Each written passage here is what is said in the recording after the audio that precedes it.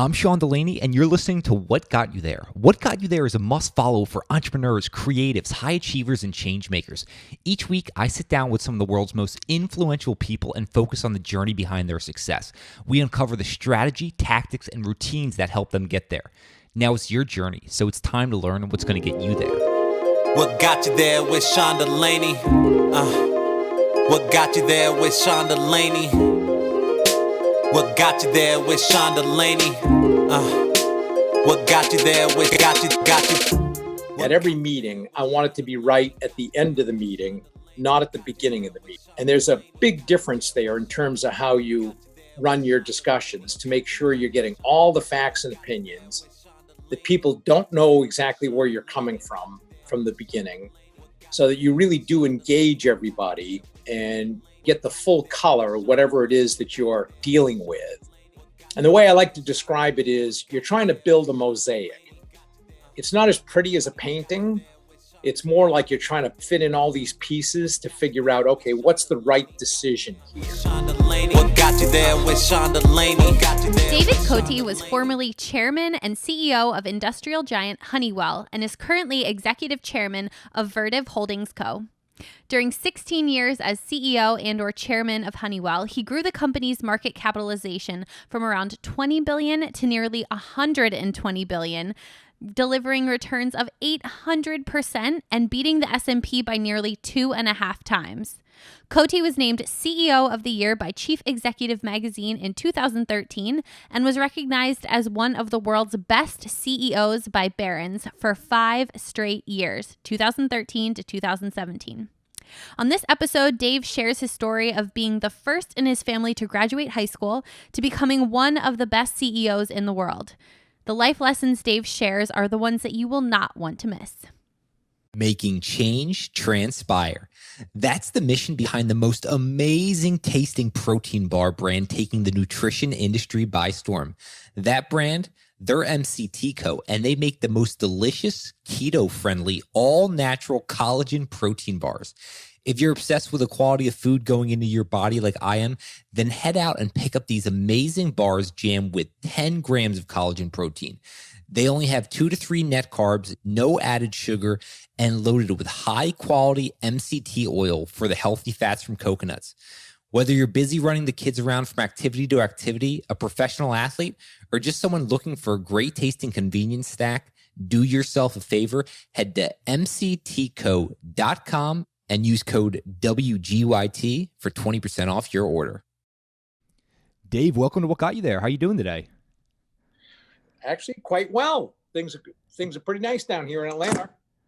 Can't beat that. A good start to the day. And I'm hoping we can start this conversation with a story about a man named Gene Savage and how something he did impacted you. Wow. Okay, well, you've done your research.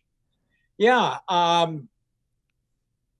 Okay, so if I go back to graduating from high school, I'd say I was very ambitious, but also totally directionless.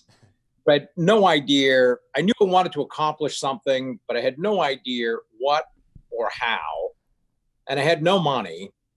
So I wasn't sure what I would even be good at doing. I just knew that I wanted to accomplish something. Well, that ambition combined with no direction just caused me to just flounder everywhere. I tried I quit school instead of going to college. I quit school for a year coming out of high school and tried to be a mechanic, tried to be a carpenter's apprentice. I enlisted in the Navy, and at the day before I was supposed to swear in, I backed out. And I thought, God, the only thing I seem to be good at is school. So I guess I just better get back to school. So it was like August or so, and I called the admissions office and just said, hey, geez, you let me in last year. Couldn't make it. I'd like to get in for this year. And they said, no, we're not going to do that. If you haven't applied, you're past the application date already. So you can apply now and come in the winter semester in January and do it then. And I thought, God, that sucks, because I got to wait 4 more months to do something that they'd already accepted me for. And the unfairness of it just totally bothered me, at least my perceived unfairness. So I drove to the school and I went to the director of admissions office because that was the address that was on the stuff that I'd had from UNH. And I thought, okay, I'll give it a University of New Hampshire and I'll give it a try. So I went to the admissions office and introduced myself. And of course, I had jeans, flannel shirt, the long hair that was in vogue then, and asked to see the director of admissions. And she said, well, do you have an appointment? No, I don't. Well, he can't see you. He's busy all day. And I said, no problem. I'll just sit here and wait. And he's bound to have a moment here or there, or even when he walks out to his car, at the end of the day. And this was like, I don't know, noon, 1 o'clock, something like that. So I sat there for about 2 hours and she came over and said, I told you, you don't have an appointment. He can't see you. And I said, that's okay. I got plenty of time. I brought a book so I can wait and I'll just catch him when he leaves. She finally said, you're not leaving, are you? I said, no, really. I'm not trying to be rude. I just want to catch him. So I'm 19 years old at this point, pulling this stuff. And she finally said, came over and said, okay, he'll see you. So I went in, told my story, and he said, geez, you didn't apply in time. However, I understand your point. And if you're able to get your application into me by Friday, this was like a Tuesday or something, and it qualifies, I'll let you in. So I hustled home, filled it out, got it into him by Friday, and he accepted me. And that guy's name was Gene Savage. And I like to say a couple of things. One is, if he hadn't let me in, God knows what other stupid thing I would have done in the 4 months that I had available to me to just hang around, because I was not the hang around type. I'd have done something saying, okay, I got to get started. So who knows what stupid thing I would have done. But the second thing was, I've said, in the arrogance of youth, I never thanked him for it. I kind of just viewed it as, well, he did his job. I was accepted last year. I should be accepted this year. And it was only as I got a little older, I realized it would have been very easy for him to just follow the rules, which is one of the things a lot of people like to hide behind. There's a process or there are rules, and it makes it very easy for them to exercise their little bit of power over you and not do whatever the right thing would be to do. He did the right thing. And it was only about, I'd say about 20, no, I take it back, more like 35 years later, I finally was able to track him down. And I happened to be at UNH, and I was telling some professors this story. And they said, oh, well, that fellow's name would have been Gene Savage, because he was the director of admissions for a long time. So I tracked him down via the phone just to say thank you. And fortunately, he remembered me, which was kind of surprising. He remembered me, and told him the story and thanked him and said, I appreciate it. And it was about 3 years later, he received New Hampshire's highest civilian honor, which is called the Petty Medal. And he asked that I be the presenter of it to him. And it's like it brought the whole thing full circle. And it just, to me, showed what kind of guy he was and how important it was to just not always follow the rules, but do what's right about something. And he did that. He was an absolute class act. That's a fantastic story. I appreciate you sharing that. You talk about not following the rules. So was this something that just kept showing up again and again throughout your career? Well, I didn't realize it, but yes. It was only, it's funny you bring it up, because I felt compelled a couple of years ago to also reach out to a guy who'd been very helpful to me early on in my career, when I transitioned from being an hourly employee to being a exempt employee, having a job where I had to wear a suit all of a sudden. And I reached out to him just to say, again, thank you, because I felt like, geez, this is another guy who he really did me a good turn. And I didn't realize how good at the time, because he advocated for me, pushed me to go in a certain direction that I wasn't that keen on going. And I thought I need to say thank you. So I tracked him down. It took a while. It took a couple of months, but I tracked him down. And he started laughing because there was this one episode where I was going to go into this training program, but I'd be required to take 4 months of an accounting course first. And again, I was very ambitious because I needed money. I'd gotten married, had children. I just needed money. And I didn't want to wait another 4 months. So I argued with him a bunch of times. He never accepted it and said, no, I'm sorry, you need 6 hours of accounting. You only have 4. So he was going on vacation for a week. And I asked if I could borrow the accounting book. So he said, sure. He gave it to me. And then when he came in a week later on Monday morning, I walked in and said, Bill, I really don't think I need to take this accounting course. And he kind of shook his head and said, Dave, how many times do we have to go over this? You need to take it. That's what the rule is. So I said, all right. And he said, what's different? So I handed him the book. And during the course of the week that he was gone, I had gone through the entire book, done every problem, taken the answer key to show where I'd made mistakes and that I understood what my mistakes were. And I still remember he looked at me incredulous and said, when did you do this? I said, oh, well, I promise you, I didn't use any work time, being my kind of hourly mentality. And he looked at me and said, well, what do you expect me to do with this? And I said, well, I mean, can't you call somebody and just tell them that I've already done it and I know this stuff, so there's no need for me to take the course? And again, it would have been very easy for him to just say, no, it's not the way it works. But instead, he called the guys at corporate and said, hey, got an unusual one for you. And they said, yep, never happened before, but tell you what, we'll send up an exam. And if he passes it, then he doesn't need to take the course. So they sent up the exam. I got a 96.5 on it, and kind of showing what big companies were like. The only feedback I got was tell him to study the depreciation rules a bit more. Okay. But I managed to eliminate 4 months of waiting on a course by that week's worth of effort. And we were kind of laughing about it on the phone.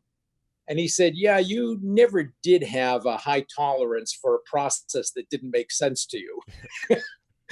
And I thought, yeah, I guess that's right. I never really thought about it much that way. And it's one of the things that I think carried me through my career, was just looking at stuff and saying, this makes sense. Or as a college buddy reminded me recently, I had a tendency to say, this is stupid. I don't understand why we do this. This is stupid. And I think that's kind of stuck with me for a long time.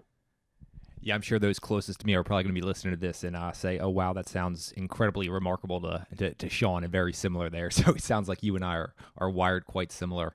You bring up a really interesting thread, though, just about these little nudges where people essentially end up doing the right thing, even though by the rule book it might not be the correct thing. And it really sparks and changes someone's career. And I've been fortunate I've had some of those. So for anyone listening, make sure you really understand what those little decisions can do for the long term for someone. But I'm wondering about that accounting book. Did you have that plan in the back of your mind when you took it for that week? You thought, you know what, if I just go through this, ace this, they might let me through. Was that your plan? I didn't think about a test. I did think about, okay, I'm going to take this book, and in the ensuing week, I'm going to do the book. So I laid it out. I took it on a Friday, and I laid it out and said, okay, I'm going to do 4 chapters Saturday and Sunday, then 2 chapters a night rest of the week, then 4 chapters Saturday, 3 chapters Sunday. And I'm just going to devote myself to doing this, and I'm going to do every problem, and I'm not going to look at the answer key. I'm going to instead be able to look at the answer key afterwards and show where I made mistakes, so that it's clear that I actually did do the work and I do understand it. I never thought about taking an exam. That only kind of dawned on me as I was sitting there talking to Bill, trying to figure out what to do. So a few things that are already popping up. It seems like ambition, bravado, and work ethic. So I'm wondering, when you were younger, did you have any idea what you might end up doing at some point in your life? None. In fact, my mom has always said that whatever job I was on, I tended to be pretty dedicated to getting it done, whatever it was. But I would also say that by the time I ended up going back to school for the second time, up to that point, kind of my teenage years, up to the point I was 22, I've described myself as pretty much of a screw off. Like I said, a lot of ambition, but totally directionless. So I was kind of a screw off, and I used to go to the VF to just drink and play pool with buddies, and I had no idea what I was going to do. And it was only when had this hourly job at GE working a punch press at night, and I got married, and my wife came home and said she was pregnant and couldn't work anymore. And I realized that my paycheck was enough to get us almost to within $2 of what we were actually spending for rent and everything else. And I had $100 in the bank. So I figured I had 50 weeks to figure out what to do. And we're living in this third floor, unheated, uninsulated apartment in New Hampshire. And I got really scared. I've never been so scared in my life as that time, when I looked at it and said, I thought to myself, my kid's going to die because I'm a screw off. So I quit smoking cigarettes. I started exercising. I got myself back into school while I still worked nights as a way of starting to create a better life for my family. And I still remember taking masking tape and taping up all the windows because the breeze used to come in, and I was afraid that it was going to hurt him and he was going to die or something because I was a screw off. And man, that really galvanized me. You talk about that galvanization process, and I'm wondering, say we were looking at it just before you came to that realization, fast forward a year later, how different of a person did you become in that year? Oh, huge. It's amazing what that year did to me.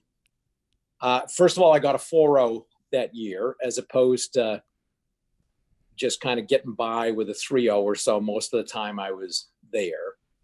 I don't know if I mentioned this, but I'd been told into my sophomore year, I was called to the assistant dean of students office and told I'd be no longer allowed to live on campus. And I asked why, what had I done? And she said, it's no one big thing. It just seems like wherever you are, there's trouble. You're just a general troublemaker is what it is. And you could tell I'm still a little bit proud of that. I'm not sure exactly what I did, but I guess I'd acquired a certain reputation. And that was kind of my life. And I just didn't really think about it much beyond that. Well, that year really made a difference for me. And I was really surprised because before then, so the only thing I was doing was I was in school. And like everybody else, if I had a paper due on Monday, I was sitting up Sunday night, midnight, kind of trying to write that darn thing out. Well, now that I had no time, I would plan the whole semester. And I would kind of lay out, okay, weekend by weekend, when would I be able to like study for a midterm? When would I have to get a paper done? And I'd find I had papers done 6 weeks before they were due. And I'd be walking in and I'd see some of my buddies and they'd talk about how they were up till 3 a.m. writing their paper. And I was thinking, geez, I've had mine done for 6 weeks. This is much easier. This is a much easier way to run your life. I'm not sweating it. I didn't have to stay up till 3 a.m. So it was a real eye-opening experience for me. And I'd say that year really put me on the course to having a career. Yeah, it certainly sounds like that. And we'll get to that in a minute, but you brought up your mom a few minutes ago, and a story I'd love for you to talk about is just bug-filled windshields and a lesson that your dad might have taught you during that time. Does this story resonate at all? Oh, yeah. Yeah. Well, both my mom and dad, I've been asked many times, geez, who were your leadership role models? And they always expect me to pick some CEO somewhere that was ahead of me. And I always say, my mom and dad were my leadership role models. The values that they taught me as a kid were useful for the rest of my life. And they were not what you would call formally educated. They both had 8th grade educations. My mom had an additional year of secretarial school so she could get a job, but she had 2 days of high school. My dad had 6 months. I was the first in my family to graduate from high school, never mind from college. And there weren't a lot of professional role models. In fact, none that I can think of in our town. It was a little French-Canadian enclave in New Hampshire, textile mill background. But they were terrific at instilling the right values. And I've been a big believer in this idea of how important it is for parents to instill values. And my mom used to say stuff like, think for yourself all the time. My dad used to say, be a leader, not a follower. And to me, that led to a life of focus on independent thinking. And I'm oftentimes said, independent thinking is a lot more rare than being smart. And there were other values, the one that you mentioned. I can remember I was 12 years old, working in my dad's garage, and it was my job to clean the restrooms and to wash windshields. And this is before the days of squeegees. So you did it by hand with a squirt bottle. And I hated my job. I thought all I do is he pumps the gas, the really good stuff, getting to pump gas, and I have to wash the windshield. So I asked him about it. And he said, well, here's the way you need to think about it, Dave, is our customers can buy gas anywhere. However, they don't always get a clean windshield. If we can give them a really clean windshield that gives them a reason to come here and buy gas, and if they need a repair at some point, then they're more likely to come to me. Same thing with a clean restroom. If the restroom is really clean, it gives them a sense that this is how they're going to treat my car. And I thought, okay, I don't like my job any better, but at least it gives me some sense for it. I also had another big learning from my dad, and this one you could tell still sticks with me. I don't know whether I was 12 or 14 at the time, but we were just sitting on the curb because it was just one of those unbelievably, incredibly slow days. And when I say slow, it means so slow, my dad ran out of stuff for me to clean. There was nothing else left to do. So he actually let me sit down. And we were sitting there, and all of a sudden a customer comes driving in, and my dad jumped up and did his normal cheery greeting for a customer, and the customer just started berating him, absolutely berating him. And my dad was what I would call a tough guy. He was, World War II, wounded in the South Pacific on a Navy ship. So he'd been through a lot. He was a tough guy. And I thought, oh man, he's going to pop him. I can see it coming. There's no way he's going to take this. And he just spent all his time saying, I'm sorry, I'll make it right. I'm really sorry. And he just kept apologizing. And after 5 or 10 minutes of this customer finally leaves. And my dad comes down to sit next to me. And I thought, oh man, I'm not going to say a word here because I don't know what's going on here. I've never seen this before.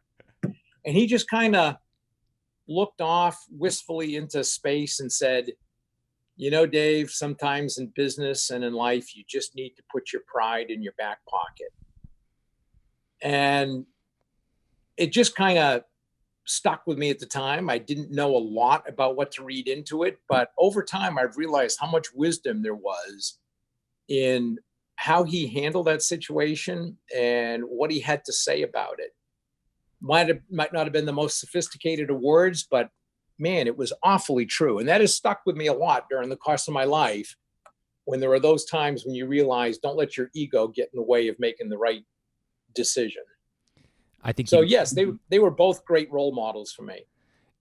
Can you talk about that life lesson? You said this was when you were 12 or 14. I know there was a time when you were at GE with a meeting with Jack Welch where you incorporated this. Can you talk about that? Yeah, it was quite a story. And Jack actually had this in his own book. So it obviously stuck with him too. And I had this new job, and I was responsible for sending out what was called a strategic plan request. So we would send out all these templates, all these forms that needed to be filled in with numbers by every business, 13 businesses or so, and then sent to corporate. I had looked at the previous year and said, geez, we don't do anything with any of this stuff. I don't know why we ask them for all of it. And Jack was on a big anti-bureaucracy thing at the time. So I went to my boss and all my associates in the staff meeting and said, look, it's the time of year where I'm supposed to send this out, as I understand it, but I'm going to recommend we not do it. We shouldn't send it out because it's a bunch of work and we don't do anything with it. Well, I was voted down by everyone there, and they said, no, we're going to use it this year. You need to do it. You need to request it. So I said, okay, well, made my recommendation, and I'm done. So I send it out, and it's like 50 pages of templates that people need to fill out. So fast forward a couple of months, and my buddy is gone. He usually does Jack Welch's board pitches. So now I have to do it in his absence. And I get this call from my secretary saying, Jack Welch wants to speak to you. And I thought, oh, this is like 1986. And I thought, oh, okay, he must want to know how his board pitch is going. So I kind of get my thoughts together, give him a call. And I met him briefly here and there, but I didn't really know him. And he picks up the phone and says, Dave, is it true we asked the medical systems business for what ROI will be in the ultrasound business in 1989? And I'm just standing there on the phone thinking, what the hell is this? Where is this coming from? What is he thinking? And it finally dawned on me, oh, must be associated with a strategic plan request. So I said, yes, I believe we do. And then I no sooner had those words out of my mouth that he came through the phone at me, yelling, cursing, telling me to get up to his office right away with a copy of the request. He wants to see it. So I hustle up to his office. Assistant walks it in, and all of a sudden I hear this, Dave, get in here. So I walk in, and he's sitting there with the head HR guy, also named Jack at the time. And he's just flipping through these pages, pissing himself off. And again, he starts just yelling and cursing at me, asking me, why would I do such a stupid thing? And so I'm sitting there, and it's funny because I'm having a little bit of this out-of-body experience thinking, I can't believe I didn't even want to do this. Now I'm having to defend it. So I just stood there and kept explaining, okay, we do this. Because it's the financial expression of the strategic plan. So we have some idea of what strategies are going to yield. And I'm just saying those sort of things. And he just keeps yelling. And then he turns to the HR guy and says, hey, you used to run Jesco. Did you have to do this? The HR guy said, no, I didn't. And I said, well, actually, you did. And he said, no, I ran that business. I should know. And I said, well, it's sitting in my file drawer. I can go get it if you want to see it. But yeah, you did do it. This is where I can be a little mouthy sometimes. It probably wasn't the smartest thing I ever said, but I did say it. So Jack says, all right, you've done your job. I don't know why you did such a effing stupid thing, but now I'm going to do my job. And so I walked out of there. I remember calling my wife at the time and saying, I think I've just been fired. I don't know how this works, but man, he was not happy.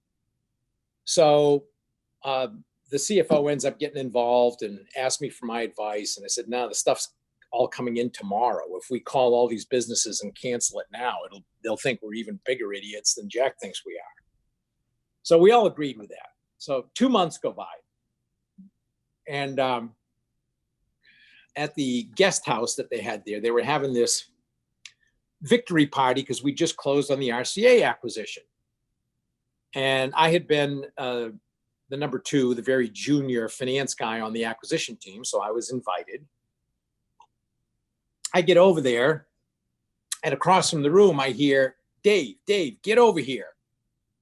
And it's Jack. And I think, I've heard all the stories. I can't believe it. He's going to fire me here. at a party? So I walk over, and my buddy is with me. And walk over, and Jack looks at me and says, Dave, I got to tell you, I was never so pissed at anybody since I'd been in plastics. And again, I can be a little mouthy. And I looked at him and said, well, I really appreciated you sharing it with me.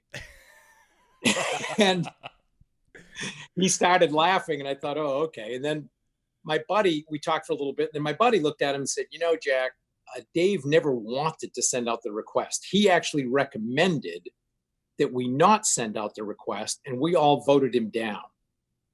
And I still remember this kind of look of astonishment on his face. And he turned to me, and he took the inside of his fist and pointed it to his side and said, wow, so you just took the knife for those guys? I said, well, I didn't really look at it as taking the knife. It's just, you don't throw in your buddies on something like it. It's not like it was anything illegal or anything. And he just kept shaking his head and saying, wow, God, wow, that's really something. So we walk away, my buddy and I turned to him and said, well, I got to tell you, I really appreciate you bringing that up. Thanks. And he was very funny. He said, well, just so you know, if he hadn't been in a good mood, I'd have never brought it up. So we just kind of laughed, and I said, well, thanks anyway. So we get to the end of the night, and the CFO pulls me aside and says, I'd like to talk to you. So we go out and sit outside on a curb on a bench, and he says, you have no idea how much good you've done yourself with this incident. I said, well, I sure am hard pressed to understand how, because none of it has felt very good up to this point. And he said, nope, the way you handled yourself in his office impressed Jack to begin with, because he said he has made vice presidents cry based on the way he was treating you. And you just kind of stood your ground, explained things, stayed very respectful. And he admired that. And then when he found out tonight that you hadn't wanted to do it in the first place, but you wouldn't throw in your buddies, you have no idea how much good you've caused yourself. I said, oh, okay, well, can't wait to see what happens. Well, what happened was a level structure was a big thing at the time. So if you got a 1-level jump, you were doing well. If you got a 2-level jump, you were on fire. You were somebody to keep an eye on. Well, all of a sudden, Jack had me interviewing for jobs that were 3 and 4 levels above where I was. I ended up landing one of them, a 3-level jump that clearly was a big accelerator to my career, because all of a sudden I was very visible and in a big job. And when I did well there, well, it kept leading to other good things. So a long story, but it was certainly a turning point in my career. No, I absolutely love these stories, and it's an incredible, valuable lesson for anyone listening. I love, too, how you're able to take these jumps and take on roles that might stretch you a bit. So I'd love to go to 2002 when you took on the job as Honeywell, because they were in almost dire straits at the time. So I would just love to know, day one, you become CEO of Honeywell. What's that like?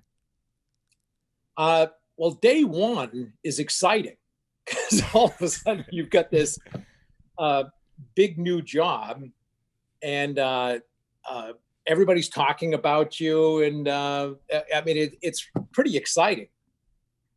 As you start to get into day 2 and day 3, when you start to realize how you're perceived and what the reality of things might be, it starts to get a little different. And I like to say, as bad as Honeywell looked from the outside, it was even worse from the inside. And I didn't realize that at the time. But there were several dynamics working. The first one was, even though I was CEO of the company, I was not allowed to see the books for the first 4.5 months until I became chairman. And even when I would ask one of the finance guys, how's the quarter going? They would say, we've been instructed not to answer any of those questions from you. Okay, well, it's just a matter of a few months. I can wait. Well, you end up finding out when you are able to see the books, all of a sudden, man, we are in trouble. We've got a lot of bad business practices, unhealthy accounting practices, huge liabilities in pension, asbestos, environmental, none of which have been addressed or discussed in any way or recognized. And I was having to deal externally with this thought expressed by one reporter on TV and certainly told to me by a number of investors. We're not sure this company can be turned around. And if it can, we don't think this is the guy who can do it, because he didn't make it to the first tier in the GE succession race. And he wasn't even the first choice to run Honeywell. So it was, and both of which were true, by the way. So it was a pretty miserable beginning, because it was not a good start. I had to take my numbers down twice in the space of 6 weeks. So I looked like I didn't know what I was doing. And quite honestly, I didn't, because I had no idea the extent of the problems I was having to deal with. And it was not the most auspicious of starts. I'd love to know then, because you also had to handle extreme adversity in 2008. And coming out of that, I think you made 2,500 millionaires out of GE employees during that time. So you seem to be someone who Honeywell employees. Sorry, yes, Honeywell employees. You seem to be able to handle uncertainty in very difficult times. So what is it about you that during those times you can get those around you to then lead through and come out better at the other side? Well, I guess I'm kind of bragging a bit now, but I do think my judgment is pretty good. And I've often said there were 3 essential principles for leadership. The first is the ability to mobilize a large group of people. And it's the most visible.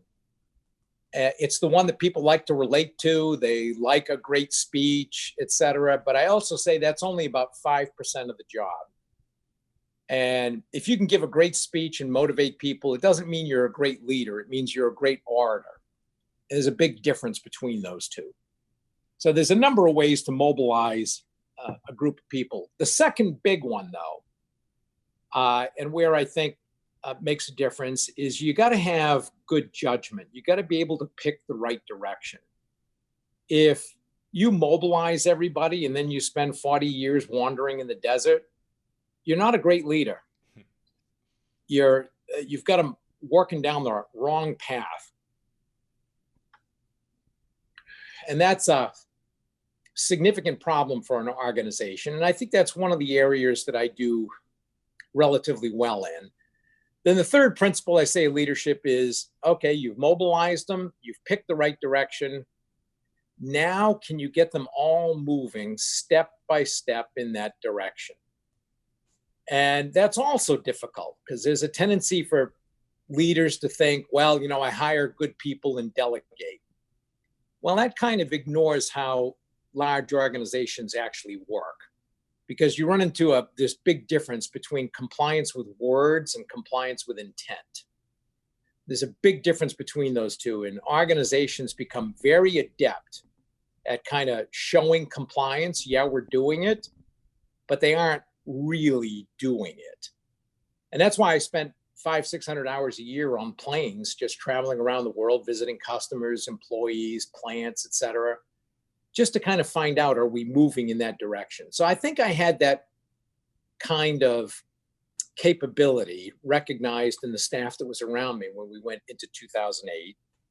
And when it came to making decisions, they knew that on all big stuff, I would really do a lot to try to get all the facts and opinions out on the table to make sure that we really understood the problem we were dealing with, and were we making the right decision? Because I was always much more focused on, am I making a good decision, than I was with, okay, was I right? And the way I would describe it is, at every meeting, I want it to be right at the end of the meeting, not at the beginning of the meeting. And there's a big difference there in terms of how you run your discussions to make sure you're getting all the facts and opinions, that people don't know exactly where you're coming from the beginning, so that you really do engage everybody and say, get the full color of whatever it is that you're dealing with. And the way I like to describe it is, you're trying to build a mosaic. It's not as pretty as a painting.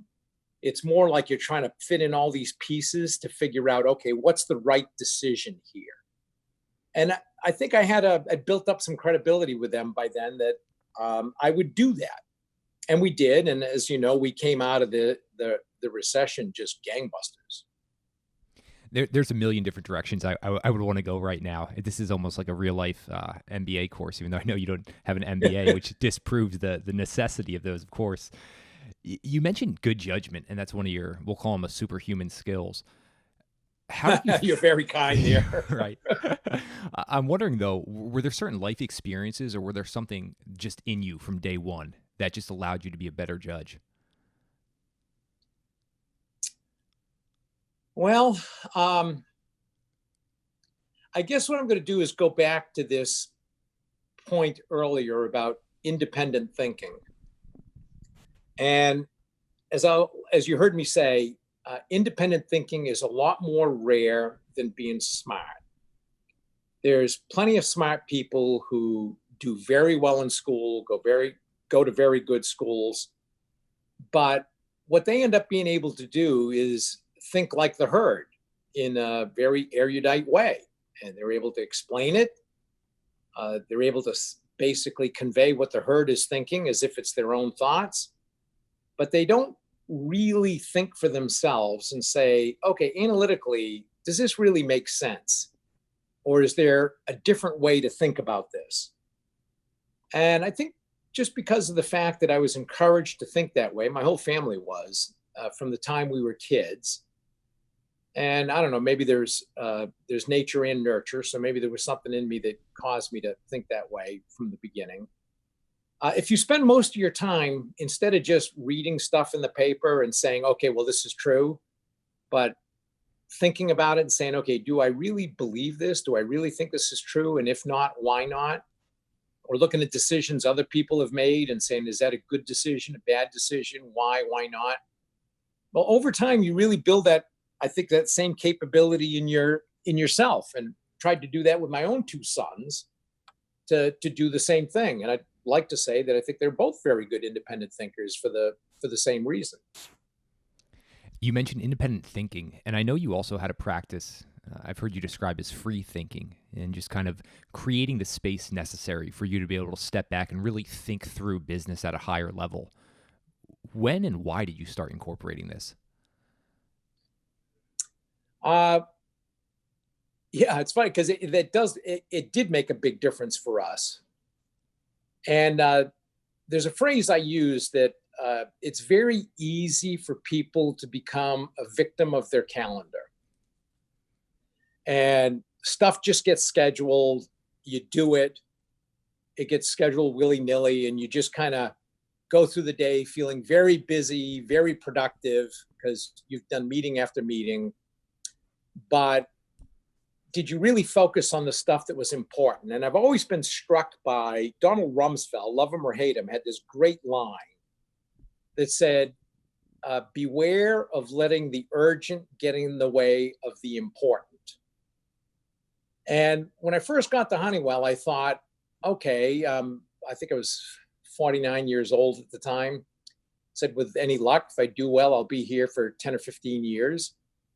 How do I make sure I stay fresh? Because up to that point, if you're rising up in a large company, you automatically stay fresh because every 2 or 3 years you have a new job and you got to look at everything brand new and think about it again.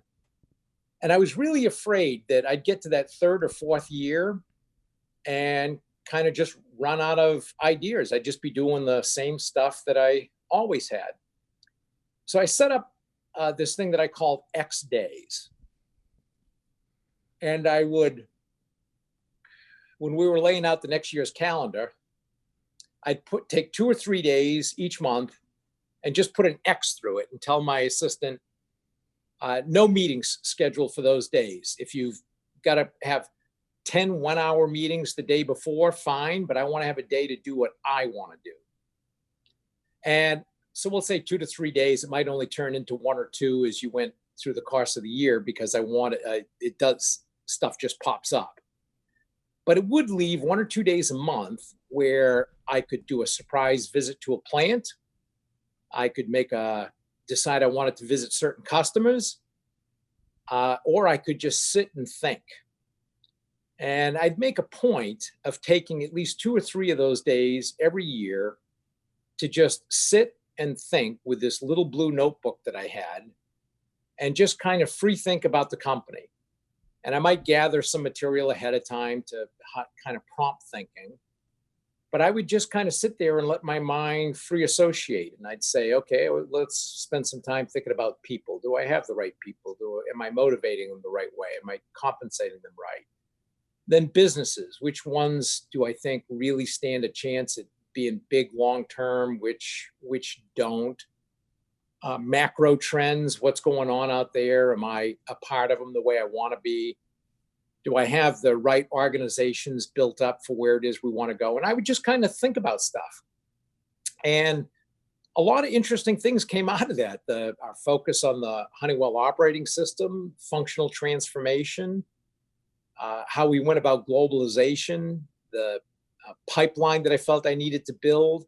How was I going to generate better short-term results while at the same time I could invest for the long term? A lot of stuff came out of that. It was not something I was predisposed to doing because I tend to be pretty activity based. You don't want to be doing something, or even better, doing 2 things at the same time. But it ended up being really important because it forced me to just sit there and think about what was important. What are the chances you still have any of those little blue notebooks? Oh, God, it's funny. I've been asked that before. And, while you're doing it, you never think about how critical it is. So I'd say 2/3 of them I kind of threw away as part of my normal throw stuff away process. I do have some, but most of them are gone. Gotcha. I'm really intrigued. It almost seems like you have a great breadth of operating principles and frameworks. Is this something you've thought about, or you just kind of accumulated these throughout the years? Accumulated them throughout the years. And I mean, there'd be various times that things would just really stick with me. Like Michael Porter's books on competitive advantage. I remember reading those and thinking, wow, okay, this is big. This is important to think about. And then when I'd been in businesses that were in a good industry versus they were not, it really came home to me. And it was like the difference between running the silicones business at GE and running the appliance business. Man, being in a good industry made all the difference in the world. So I focused on that when I came to Honeywell. I always had a tendency, getting back to the independent thinking point, to when I'd read stuff in the newspaper or I'd see somebody else doing something at GE while I was growing up there, I would tend to think about it and say, okay, do I think that's a good decision or a bad decision? And do I understand why they're doing it? And I had a tendency I had a good memory. I'd kind of see how things worked out in the end and say, okay, that was a good idea or a bad idea. And I kind of put all that stuff together, starting at Honeywell. And that's why we had the 5 initiatives that we did: growth, productivity, cash, people, and our enablers. But it also allowed me to be able to, I'd say, change things as I went along and add new things. So I guess I'd have to go back to that independent thinking. Yeah, it sounds like you're pulling from multiple sources here, both books, other newspaper articles you're reading, and then hearing other people to create that mosaic you talked about earlier. Yep, that's correct. I'd love to hear about just kind of any doubts or questioning your own beliefs here when you're taking on some of these difficult challenges. Oh, absolutely. In fact, I'd say leaders being absolutely sure of their decision is kind of a classic mistake. And the way I've described, this is the difference between, well, let me back up. The way I've described it is in terms of what the organization sees, they have to be absolutely confident that the leader is absolutely confident in their decision, because organizations cannot handle ambiguity. However, as a leader, you should always be looking over your shoulder to say, was I right? And you need to be looking for falsification bias instead of confirmation bias. because we all have a tendency as humans, once we've made a decision, everything you see after that goes, oh, yeah, that supports the decision I made. And it's one of the reasons that I got out into the field as much as I did, to see customers, employees, plants, to get a sense for, okay, is my decision a good one? Are things actually happening the way I think they're happening, or the way I want them to happen, the way I'm being told that they're happening? So I was always searching for that falsification bias. And I would say I was good and bad at it. And in the book, I used the example of the Honeywell operating system, where I would go out there and it absolutely was working. And I was able to see that, and yeah, okay, this was a good decision. Just the opposite happened on implementation of Six Sigma, which I had done just like I'd seen done at GE while I was there. I didn't like the way it was done at GE, but then I went and did the same darn thing at Honeywell. And I ignored all the signs that it wasn't working the way I thought it was. And it took 10 years before I realized how poorly it was being implemented, and had to do a revamp of it to start to finally get the results that I'd been looking for.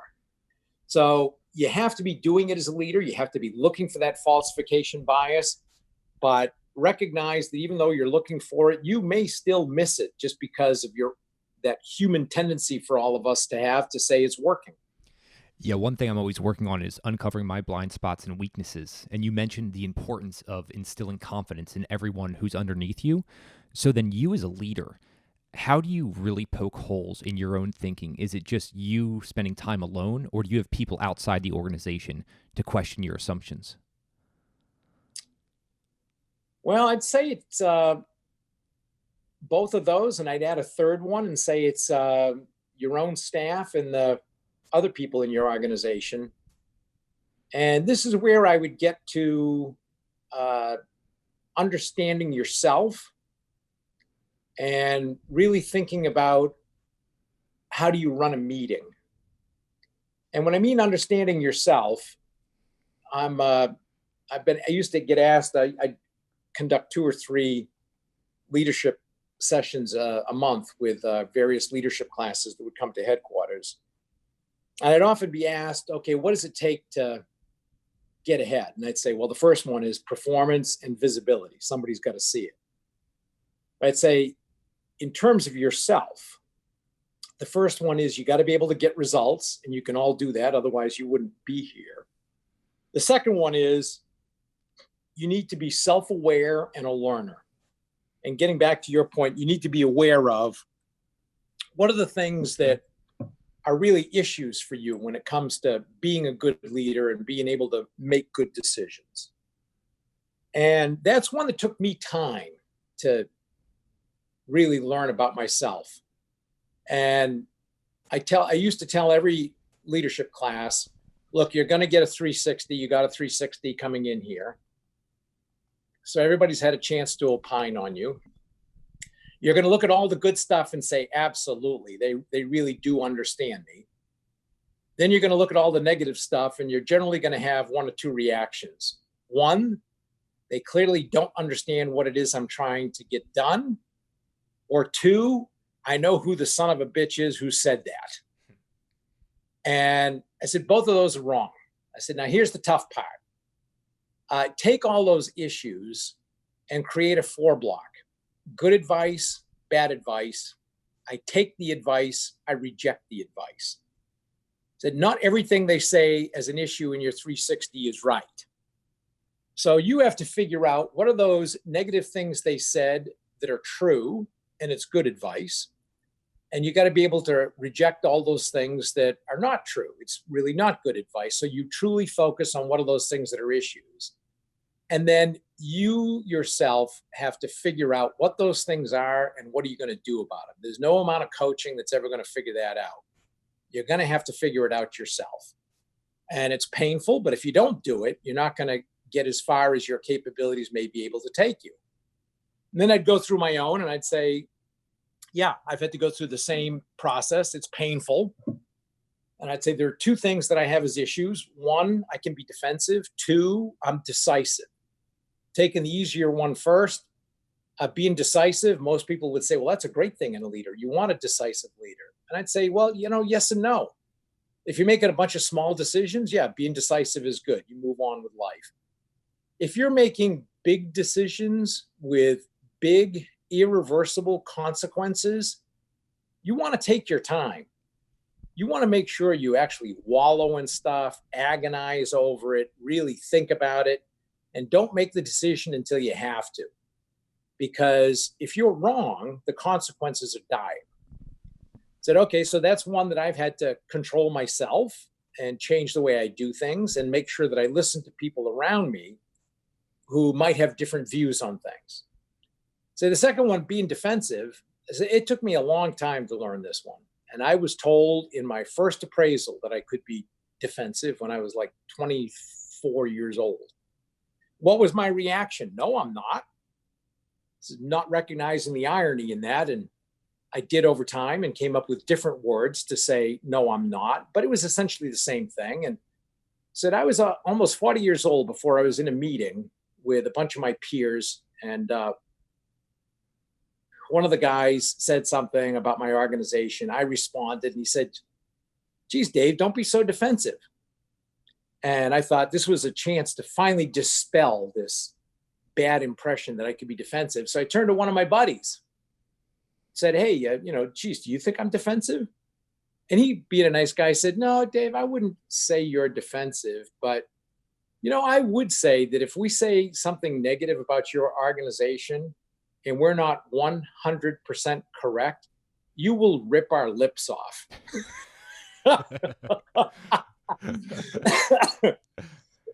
Well, as you might imagine, it's 25 years later, that still sticks with me. And I thought, wow, maybe I do need to think about this. And I ended up having to train myself to start to divorce my kind of emotional reaction from objectively what was being said so that I could truly address and determine if something was an issue or not. And if I hadn't addressed that, I do think it would have been a problem over time. And it takes time. You're not as good at it in the beginning as you are at the end. I still have that tendency. It's emotional, so you're never going to get rid of it. But I think I've done a pretty good job of being able to divorce the two and think about, okay, objectively, what's being said here, and do I agree with it or not? Dave, just so you know, I'm absolutely loving this. This is like a crash course in personal growth. So thanks for sharing all this. You seem to be a very clear thinker. And you brought up something a minute ago about making those big, irreversible decisions. And I would love if you could just even go a little bit deeper, just even put yourself in the same state if you're making one of those irreversible decisions. You mentioned you kind of think it through and mull over it. Is there anything specific during the days of you mulling over that you do that you think could help? Yeah. I guess two things. The first one, and again, this is having to know myself, how I ran meetings became very different. And I would make a point, if we were dealing with a big issue, of not letting people what my predispositions were about what a right decision might be. Even though I'd have them, I can't help it. Like I said, I'm the decisive type, so I have a view. I would not let people know what that was, so that you wouldn't immediately get the third, where against you, for you, don't care, just make a decision. And instead, I wanted everybody thinking. And I'd make a point of drawing everybody out, asking every single person around the table, introvert or extrovert, what they thought. And at the end, I would start with the most junior person in the room and ask them, what do you think I ought to do? And when you first start doing it, there's just this look of panic that comes across their face. And their first reaction is to look at their boss, whose first reaction is to jump in and answer for him. And I would always say, no, I'll get to you. I want to know what this person thinks. And I'd go around the whole table, most junior to most senior. And then when I'd get to the end, I'd say, okay, here's the decision I've made. Here's why. So that people with whom I disagreed with understand I did listen. I just happened to disagree. If it was a big decision, and we'll say that decision had to be made on Friday, I would have that meeting on Tuesday. And I'd say, okay, here's what I'm thinking. This is what I think I've heard. This is a preliminary decision, because on Friday, we're going to get together again and we're going to go through the whole thing, beginning to end, with whatever additional work I'd ask people to do. And we're going to go through the whole thing again. So I'd get everybody together on Friday and they would think, I can't believe we're doing this again. We just went through this 3 days ago. But I would force everybody, including myself, to go through it all again, re-examining every single question, every single assumption, to say, are we making the right decision here? And as a result, and sometimes it would change, oftentimes it would not, but it was a way of making sure that for really consequential decisions, I had devoted the time and effort and introspection required to make sure that we made a good decision. Once again, some incredible, valuable advice. With all of this, though, I'm wondering, what skill or mindset of yours do you just find the most difficult to transfer to even the most talented members of your team?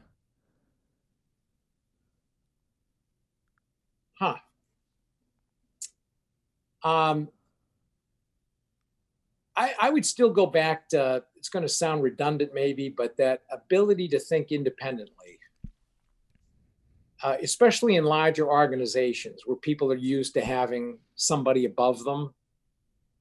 It's very easy to start to just defer to whatever the leader wants and to really not think things through for yourself, or to say, okay, this must be true. I'm reading a lot about it, whether it's a new fad, a new trend, whatever it is, to really kind of think independently about stuff. And I mean, to give you an example, we had, when oil was at $100 and people were talking about, all the press you'd read was that it's going to go up and up. It'll be never go below 100 for the rest of the years. I had a number of my folks coming to me for regarding investments and acquisitions in oil and gas. And they'd read all this stuff. You get pumped up by all the stuff you're reading and what people are saying. And I can remember at the time saying, well, okay, I know I read the same stuff, but okay, 3 years from now, do we think there's a chance that it's at 50 instead of at 150? And they would say, yeah. I'd say, okay, well, if there's a chance of it being at 50, what happens to us if we buy now when it's at 100? And the answer, of course, was, it sucks. It's bad. You don't want to be there. And I made the decision then that, okay, I can't be sure it's not going to 150, but I am confident that there's a chance it'll go to 50. So this is not one I want to be a part of. Well, it ended up being a very good decision, obviously, given what's happened ever since that time. Not everybody else made those decisions that way. But that just ability to think independently and think about what can go wrong. In fact, it's probably another good one to make is once a decision starts in process, there's a tendency to kind of ignore all the things that could go wrong. And whether it was an acquisition or any other big decision we want to make, I used to spend a lot of time on, well, what happens if we're wrong? And I got a lot of this from, I would say, a good leg up on this one with the book In an Uncertain World by Bob Rubin, which I thought was terrific because he kept making the point about, you make a decision, what you're trying to do is maximize the probability that decision is correct. It's not 100%. So you need to think about, what if it's wrong? So I used to spend a lot of time thinking about, okay, what if I'm wrong? Everything may look like it's right, but what if it's wrong? And I'd heard once, I thought it was great, is there may only be a 10% chance you're wrong, but if that happens, there's a 100% chance of getting wet. You really need to think about, okay, am I putting myself in a position where I'm really going to get crushed if I'm wrong here? And I think that was another important dynamic that we introduced and that I tried to follow. Who do you admire most in terms of being a fantastic independent thinker?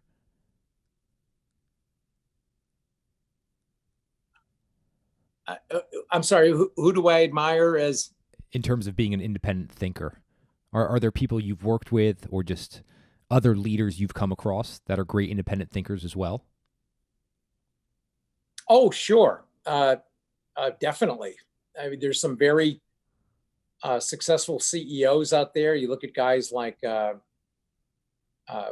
Benioff and Indra Nooyi, Bob Iger, Hank Paulson. I mean, all people who have endorsed the book. Jim Cramer, very good independent thinkers. Bob Rubin is a guy that I've always admired that way, being able to take in a lot of independent, different input and recognizing that very seldom is something 100% correct or 100% incorrect, but probably somewhere in between. And so, yeah, there's a number of good independent thinkers out there. Excellent. No, I know just the listeners love doing a little extra research, and I know many of them gave great plugs for the book.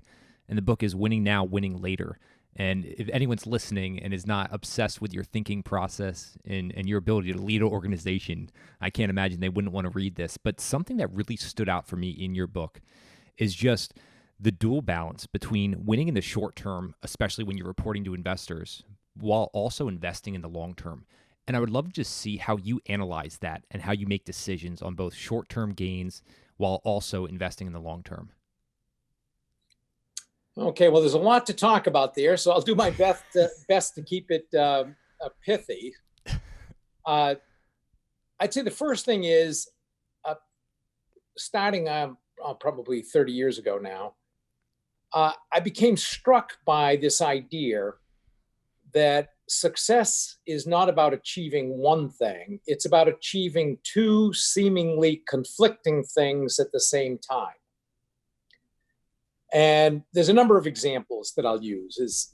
Do you want low inventory or do you want great customer delivery? Do you want high prices and margin rates or do you want high volumes? Do you want people closest to the action empowered to make quick decisions, or do you want good controls so nothing bad happens? In every case, you want both. The same is true when it comes to, do you want good short-term results or do you want good long-term results? And everything I've read so far in the press kind of makes it sound like those two are mutually exclusive. You have to be one or the other, and we do too much short-term. We need to be long-term focused. And that'll be just as much a mistake as being too short-term focused. You have to figure out how to do both, because you need to be doing the seed planting to have a long-term.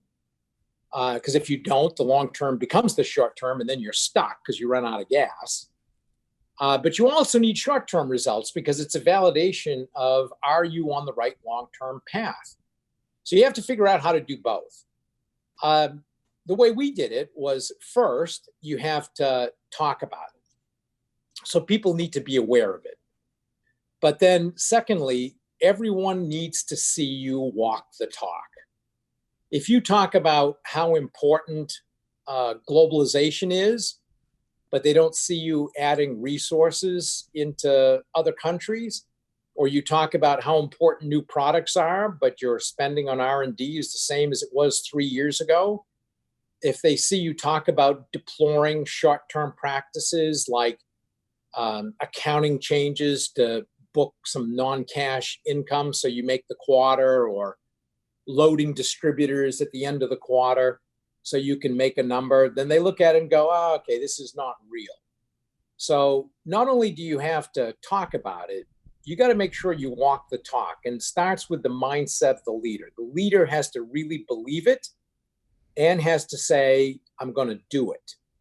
And I think most anybody that was associated with me during my time at Honeywell would say, every time I was ever confronted with, hey, boss, if I'm going to make the quarter, then you need to let me do whatever, I would always say, no, I'd rather you miss it than get there the wrong way. And in general, because of how conservatively I would plan, I always had a way of being able to make it up elsewhere. But as a result of that, over time, people learn, no, he is not going to tolerate that. And you really do have to walk the talk. The investment has to be there. It has to be visible in people and dollars, and everybody needs to see it. But they also need to see that those short-term practices he deplores are not occurring in this organization. It's not how we do business. Wow. Once again, just an unbelievable display, both of knowledge, of experience, just all culminating there in that answer. So I know I threw a big one at you, and Jesus, you were just able to handle it so well. No, and thanks. And that's another reason I enjoyed the book so much. Winning Now, Winning Later, and there's just so much wisdom, experience, and unbelievable takeaways. Not only for the leader of a huge corporation, but also for a young entrepreneur, someone who's thinking about a startup environment, or anyone even working in an organization. So I'm really appreciative of you taking the time, writing the book, and then sharing some of the lessons. I know we're short on time here. I just have two quick ones. You do such a good job thinking about being a lifelong learner and then balancing the short term with the long term. So for you, just today personally, what are you doing just to kind of view the next few years out so you're happy about your own progress? I'm constantly working on new things. So you probably saw writing this book was quite an experience, as you might imagine, because I'd never done that before. So my curiosity was piqued about how do I do this? Because I always maintain that most business books would make great pamphlets. It's 10 pages, concept, 250 pages of stories that say the same thing. And it's why you can read business books in 30 minutes. And I wanted to do something different. I wanted something where every page, or at least every other page, there would be something that would cause someone to say, oh, wow, I never thought about something that way. Or maybe I need to change what I'm doing. And I really wanted something that 20 years from now would still be useful. So that whole thing was a learning experience. The second one is I did a SPAC, a special purpose acquisition company, with Goldman Sachs, and we merged with a company called Vertiv, a data center products company that is doing great and is going to do even better. And as you might imagine, that engages me significantly. And I'd have to say I'm also working on other things that I don't want to go into right now that'll continue to push me and cause me to have to think about things. But I think both being mentally and physically engaged is really important regardless of your age. So I intend to continue like that. That's just incredibly inspiring. And you talk about the book. And one of the things that I always judge books on is how often I pause and have to reflect on something. And so I'm appreciative when you have an author with the experience who's able to do that. So thanks for that. Final one, if you're able to sit down, spend an evening interviewing anyone, dead or alive, but not a family member or a friend, who would it be?